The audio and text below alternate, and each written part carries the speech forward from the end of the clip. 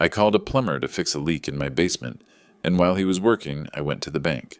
About 10 minutes after I left, he called me in panic. "Sir, who else is down here with me?" I told him no one was home, but before he could answer, the call went dead. I was horrified when I came home and saw what had happened. While I was dealing with strangers in my basement, you're safely watching from somewhere else. Let me know where in the comments. I called a plumber to fix a leak in my basement, and while he was working, I went to the bank.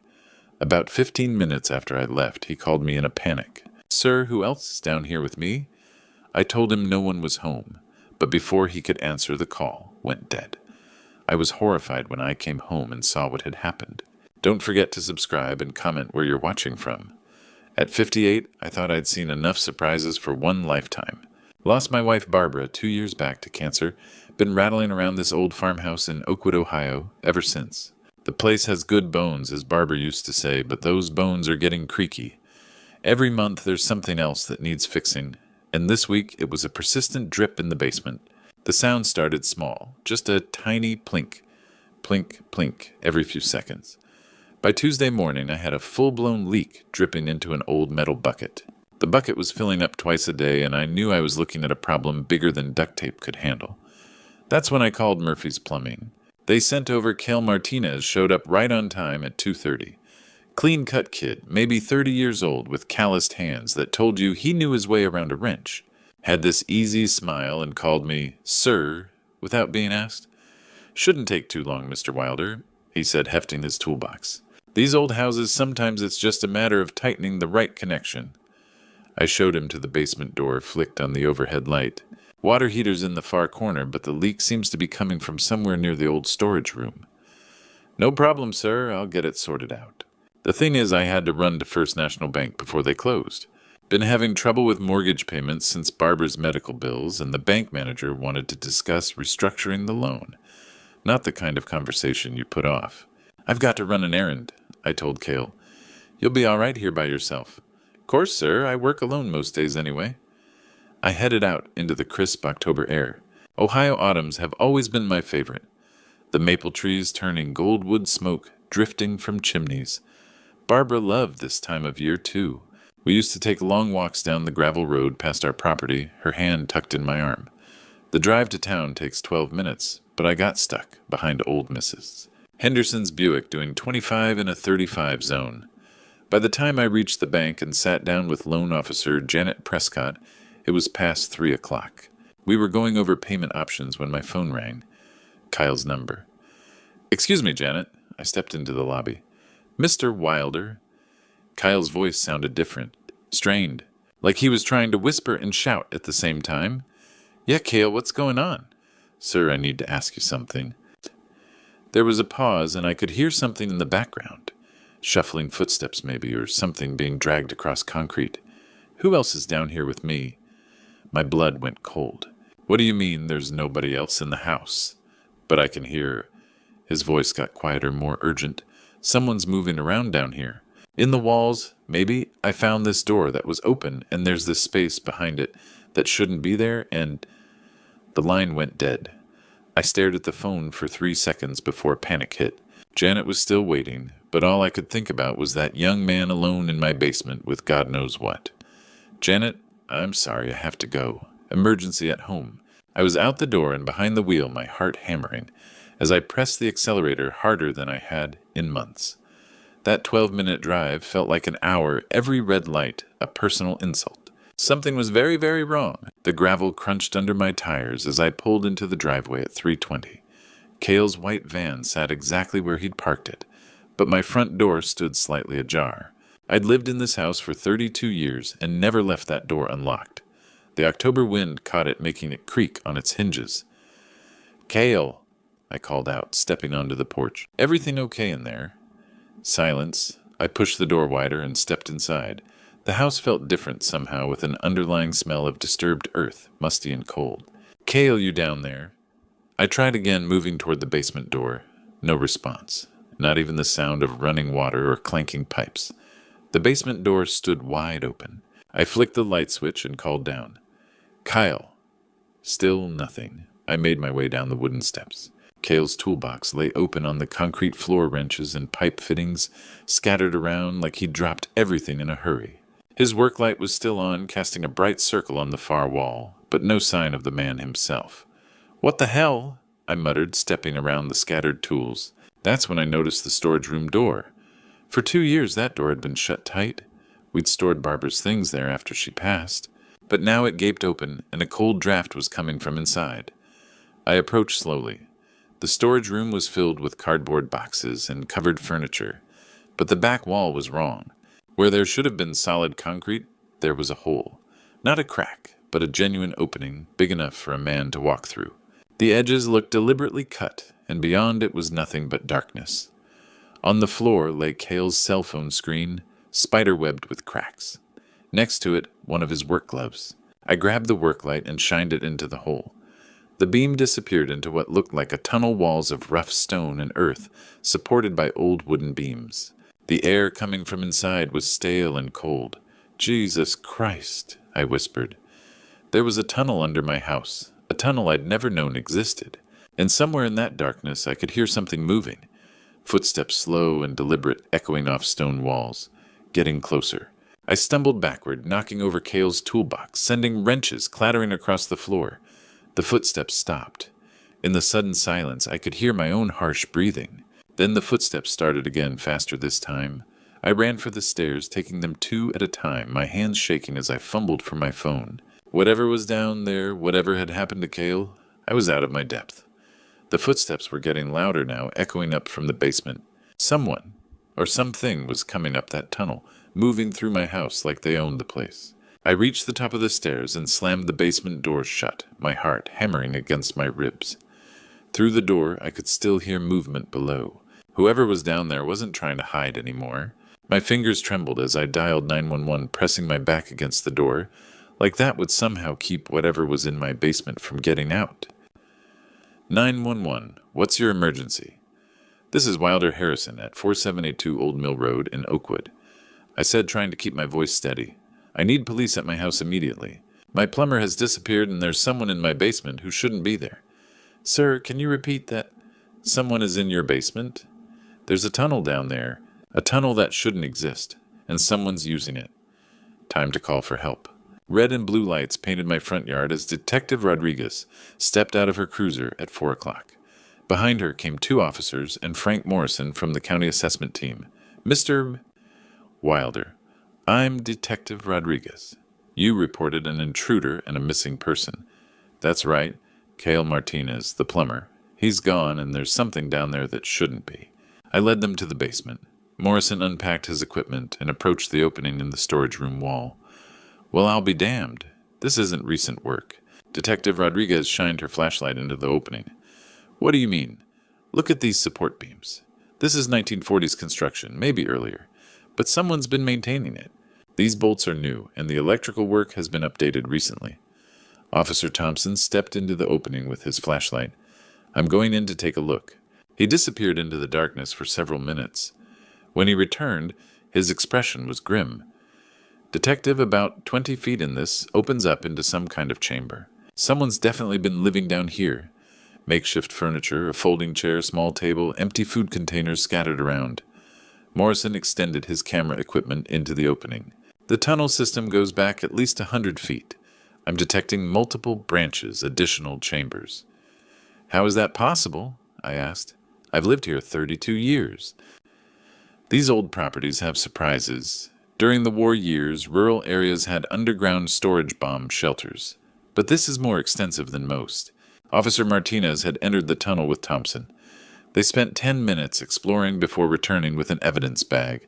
Found these papers deeper in, Martinez said, holding up old documents yellowed with age. One had a letterhead. Another showed a group photograph. Detective Rodriguez examined the bag. Can you make out any of this? Martinez pointed to one document. There's a heading that says Oakwood Collective and a date. Looks like 1943. Oakwood Collective, I repeated. Never heard of it. Morrison was studying his equipment readings. Detective, this tunnel system is massive. At least 3 main branches that I can detect from here. Rodriguez turned to me. Mr. Wilder, How much do you know about this property's history? Not much. We bought it from the Hendricks family in '92. They'd owned it since the '50s. And before that? I shrugged. Never really thought to ask. Thompson made another trip into the tunnel, this time with a longer flashlight cord. When he returned, he was holding a sealed envelope, thick and yellowed. Found this hidden in a crevice in the wall about 40 feet back. Looks like it was protected, kept safe on purpose. Detective Rodriguez took it carefully. Someone wanted this to survive. She examined the envelope, then looked around the basement at the scattered evidence. Cale's broken phone, his glove. The tools dropped in haste. Mr. Wilder, your missing plumber didn't just stumble onto a simple break-in. This whole setup, these tunnels, this evidence, it's like someone prepared for this moment. She held up the envelope. It looks like someone's been waiting for this day to come. The grandfather clock chimed 11 as I sat alone with the yellowed envelope. The police had left hours ago, but the house felt different now, like I was sharing it with unknown ghosts. Barbara's handwriting stared back at me from the aged paper. My dearest Wilder, if you're reading this, the day I've dreaded has finally come. The day when our family's burden becomes yours alone to carry. I poured myself bourbon and kept reading. The Oakwood Collective isn't just a name from old documents. It's our family's legacy, stretching back to 1943, when your grandfather agreed to help the government hide classified documents. My grandfather, I'd barely known him, thought he was just a quiet farmer. During the war, rural properties like ours became repositories for classified materials, documents about weapons research, intelligence operations, things that would compromise national security. The tunnels were built to protect America's darkest secrets. My entire understanding of family history had been a lie. I never told you because I was protecting you, protecting our children. The less you knew, the safer you all were. There had been signs. Barbara's distant looks when government officials discussed classified documents on news, her hours in the basement claiming to organize boxes, her insistence we never renovate that storage room. The key to the main repository is hidden where we carved our initials on our 5th wedding anniversary. You'll remember the place. Inside you'll find everything. Documents that could topple governments, expose operations that officially never happened. Our initials. The old oak tree by the back fence where we'd carved W+B inside a heart 28 years ago. There are others who know about what we've been protecting. People who believe these secrets should be exposed. They call themselves the New Collective, and they've been watching, waiting for an opportunity to access what we've guarded for generations. That explained the person living in the tunnels, the surveillance, the timing. Be careful who you trust. This burden has destroyed families, turned children against parents, made enemies of friends. Whatever you decide, remember that some truths are more dangerous than lies. The letter was signed "Forever yours, Barbara," with a postscript that made my blood run cold. They know about Orrin and Jennifer. They know about everyone we love. Choose wisely. Before I could process this fully, the phone rang. I almost didn't answer. You should have stayed ignorant, a voice said, electronically distorted, neither male nor female. Now you're part of something much bigger than a missing plumber. Who is this? Someone who's been watching your family for a very long time. The plumber was just the beginning. We know about the repository, about what your wife hid from you, about your children's financial troubles. My heart stopped. What about my children? Jennifer owes the wrong people money. Orrin's been making inquiries about selling this property. They're both more vulnerable than you realize. If you hurt them, we don't want to hurt anyone, Mr. Wilder. We want what's rightfully public property, what your family has been hiding for generations. The line went dead. I stared at the phone, then at Barbara's letter, then at the house around me that I thought I'd known. Everything was connected. Cale's disappearance, the tunnels, my children's recent behavior, this threatening call. Barbara had been right about one thing. Some truths were more dangerous than lies. But now I was caught in the middle of a war I'd never known was being fought, and my family was already in the crosshairs. The knock came at 8 o'clock sharp, as I was starting my first cup of coffee. Through the window, I saw Orrin's pickup truck and a blonde woman with a briefcase. "Morning, Dad," Orrin said.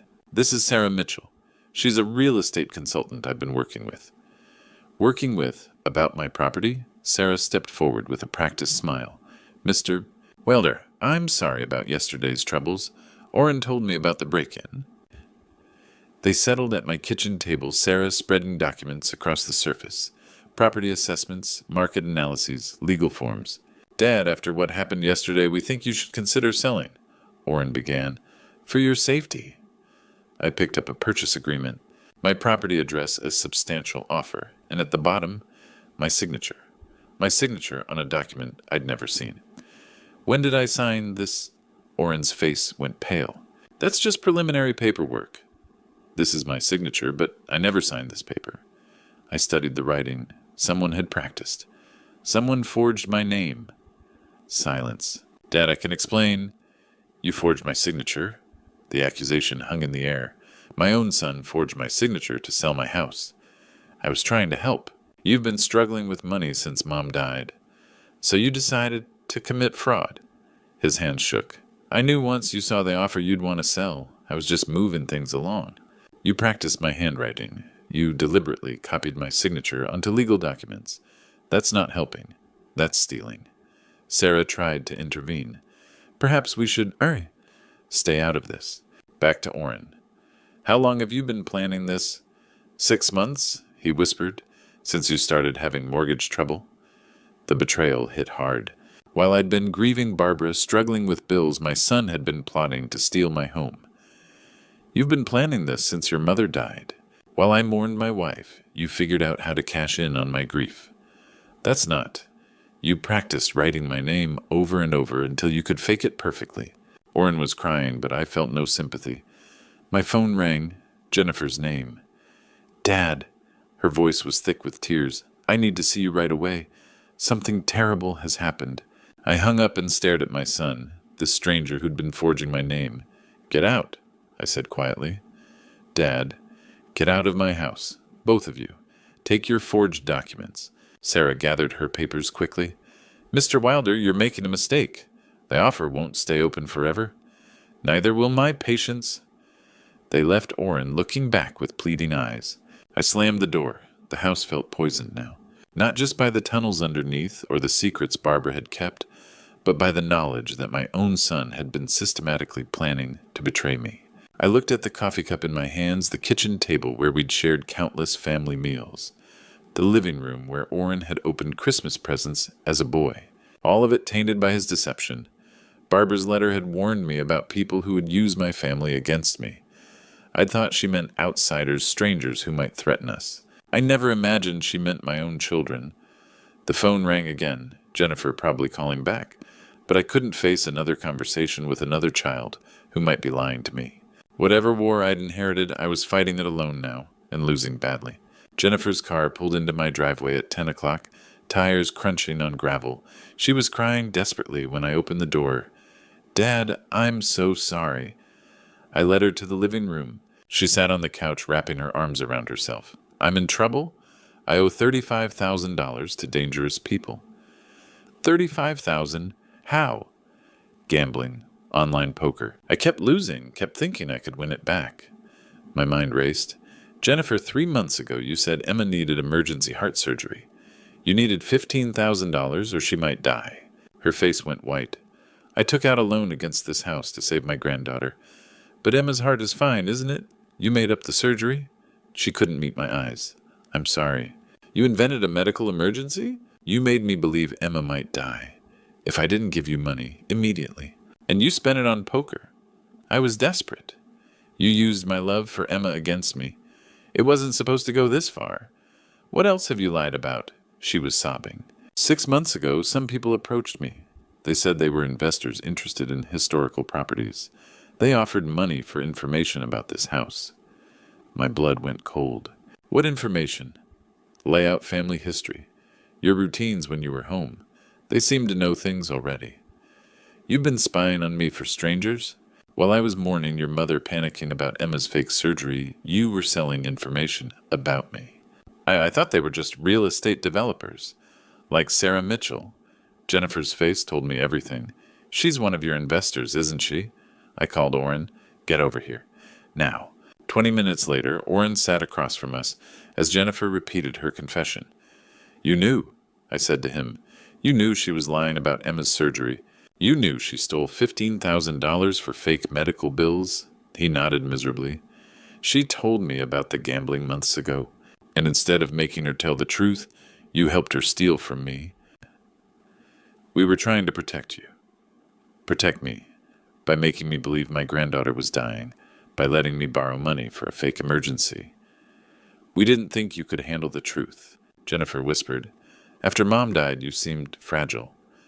They'd used my love for Emma as a weapon against me, so you weaponized my love for my granddaughter. You knew exactly how to manipulate me. You've been planning this since your mother died. While I was grieving, you were figuring out how to exploit my love for family. I looked at these strangers who had turned being a grandfather into a tool for theft. Your mother and I taught you better than this, I said, tears streaming down my face. We taught you that family doesn't lie about children being sick to steal money. Dad, please, get out, both of you. Get out of my house. As their cars pulled away, I sat alone with the crushing knowledge that they'd used my love for Emma to rob me while plotting to steal my home. My own children had weaponized my love against me. The knock on my door came at 9 o'clock that evening, soft and hesitant.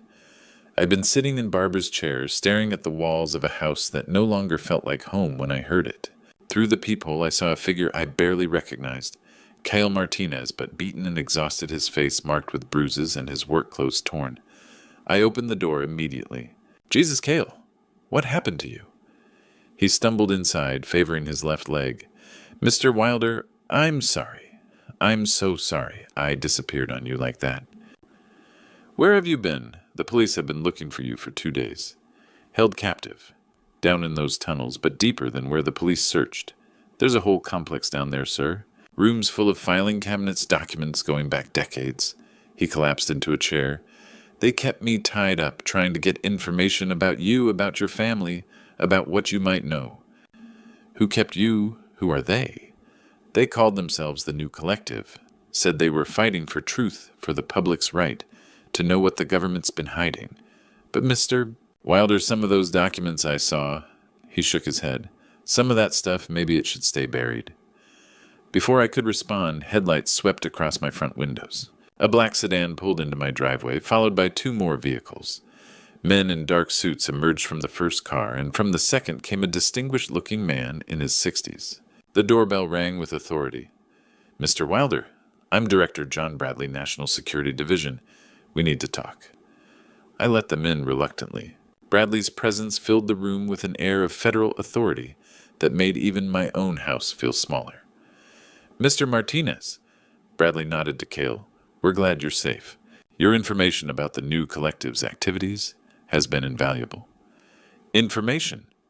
I looked between them. Cale, how long have you been working with the government? Since yesterday, sir. When they found me, I had to tell them what I'd seen. Mr. Wilder, there are things down there that could destabilize governments if they got out. Bradley stepped forward. Mr. Wilder, your family has been guardians of classified materials for 3 generations.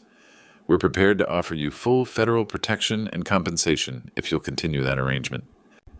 And if I refuse, then we'll be forced to invoke national security protocols and seize the property. Before Bradley could say more, car doors slammed outside. Through the window, I could see vehicles surrounding my house. Not government cars, but civilian vehicles, protesters with signs and cameras. A bullhorn crackled to life. Mr. Wilder, we know you're in there. We know about the documents. The people have a right to know what their government has been hiding. I was trapped between 2 forces, each claiming to represent justice. Bradley moved to the window. The New Collective. They've been planning this confrontation for months, waiting for the right moment to force your hand. What do they want? Everything. Complete disclosure of all classified materials. They believe transparency is more important than national security. I looked at Cale, still bruised from his captivity, then at Bradley with his government authority, then out at the crowd demanding answers I wasn't sure I wanted to give. Mr. Wilder. The bullhorn continued. Your own children understand the importance of truth. They've been helping us prepare for this day. The betrayal cut fresh and deep. Even now, Jennifer and Orrin were part of this circus. Both of you want to use me, I said finally. The government wants me to keep hiding the truth. The protesters want me to expose everything regardless of consequences, but neither of you care what I think is right. Bradley frowned. Mr. Wilder, this isn't a democracy. Some decisions are too important For what? For a man whose family has been protecting these secrets for 80 years.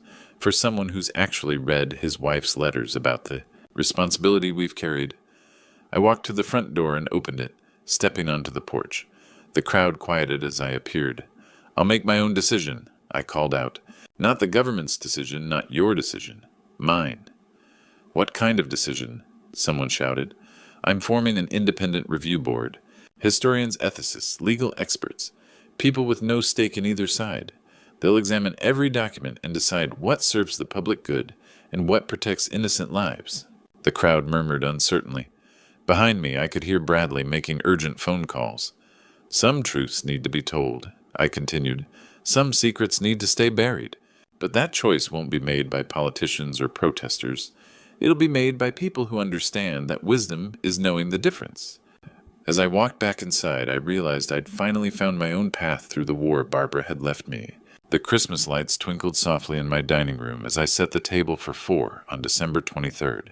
It had been 3 months since that night when everything changed. 3 months since I'd stood on my front porch and declared independence from both the government and the protesters who wanted to control my family's legacy. The independent review board I'd established had done their work methodically and fairly. 40% of the documents had been deemed safe for public release, mostly historical records that helped fill gaps in wartime history without compromising current security. The remaining 60% would stay classified, protecting operations and individuals who were still alive. Both sides had complained, of course. The new collective called me a government stooge. Director Bradley's people said I was naive and reckless, but I'd learned to live with other people's disappointment. The doorbell rang at 6 o'clock sharp. Cale Martinez stood on my porch holding a bottle of wine and wearing the first suit I'd ever seen him in. Mr. Wilder, thank you for inviting me. Cale, your family now, and call me Wilder. He'd used the $15,000 I'd given him to start his own plumbing business. More importantly, he'd become the kind of friend I could trust completely. Something that felt precious after everything I'd been through. 20 minutes later, Orrin's truck pulled into the driveway. He got out alone. He and Sarah Mitchell had ended their business relationship permanently after the truth came out. He'd found work with a construction company, honest work that paid honest wages. And for the first time in years, he looked me in the eye when he shook my hand. Dad, I brought something for you. He handed me a legal document. The deed transfer papers I forged. I had them officially voided. The house is yours completely and legally, no matter what happens to me. Jennifer arrived last, driving carefully in the light snow that had started falling. She'd completed a gambling addiction program and had been clean for 2 months. The $35,000 she'd owed had been reduced to $20,000 through negotiation, and she was paying it off with a second job at the hospital. Dad, she said, hugging me tight, Emma asks about you every day. She wants to know when Grandpa is coming to visit. Soon, sweetheart, very soon. We sat down to dinner. Pot roast with all the fixings, the same meal Barbara used to make every Christmas Eve. The conversation was careful at first, but gradually warmed as we found our way back to being a family. Dad, Orrin said as we finished dessert, I need to say something. What Jennifer and I did, there's no excuse for it. We were scared and stupid, and we hurt the person who loves us most.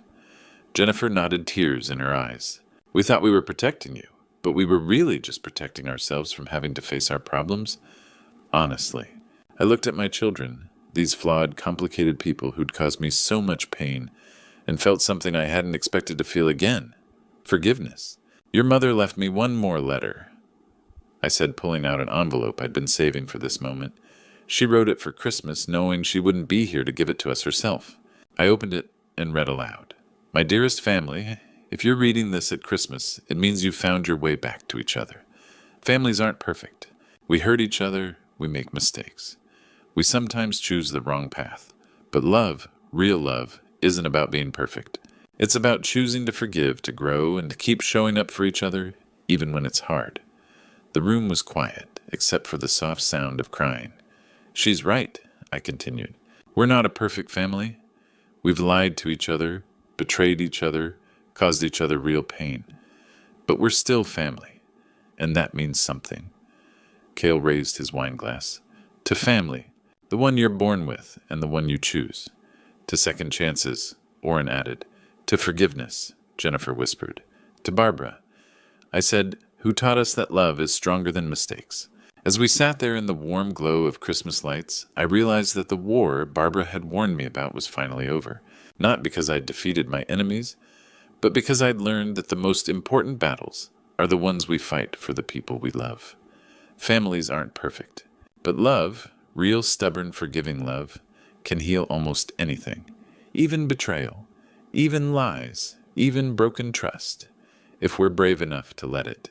Looking back at everything that happened, I realize I made a terrible mistake that nearly destroyed my family. I trusted blindly without asking hard questions, and I let grief make me vulnerable to manipulation. Don't be like me. Don't let your love for family become a weakness that others can exploit. The hardest lesson I learned is that sometimes the people closest to us can hurt us the most, not out of malice, but out of their own fear and desperation. When Jennifer created that fake medical emergency for Emma, when Orrin forged my signature, they weren't evil. They were drowning in their own problems and grabbed onto me like a life preserver. But here's what I want you to understand from my true story. Forgiveness doesn't mean forgetting, and love doesn't mean being naive. God gave us wisdom for a reason, and part of that wisdom is knowing when to trust and when to verify. I should have asked more questions when Jennifer needed money for Emma's surgery. These grandpa stories aren't just entertainment. They're warnings passed down through generations. Learn from my mistakes. When someone you love comes to you with a crisis requiring immediate money, take a breath. Ask to see medical records. Ask the hard questions that love doesn't want to ask, because real love protects itself, so it can keep protecting others. God teaches us to be wise as serpents and gentle as doves. And I was all dove, no serpent. I let my heart overrule my head, and it almost cost me everything. Don't make that mistake. Trust but verify. Love but stay alert. The beautiful part of this true story is that families can heal. God's grace is bigger than our mistakes, and love really can overcome betrayal, but only when everyone is willing to face the truth and do the hard work of rebuilding trust. If you're going through something similar, don't give up on your family, but don't be a fool either. Set boundaries. Demand honesty. Require actions, not just words. Remember that healing takes time. What makes this true story different from other grandpa stories you might hear is that it's raw and real. No sugarcoating, no perfect endings. Just the messy truth about how families can break and heal. That's why I share these grandpa stories, because someone out there needs to know they're not alone in facing family betrayal, and that healing is possible. So here's my advice. Love your family, fiercely, but love them wisely. Trust, but keep your eyes open. Forgive, but don't forget the lessons that forgiveness teaches. What would you have done in my situation? Have you ever been betrayed by someone you trusted completely? Share your thoughts in the comments below. I read every single one, and your stories help other families going through similar struggles. If this story touched your heart, please hit that subscribe button and share it with someone who might need to hear it. Sometimes the most powerful gift we can give is letting others know they're not alone.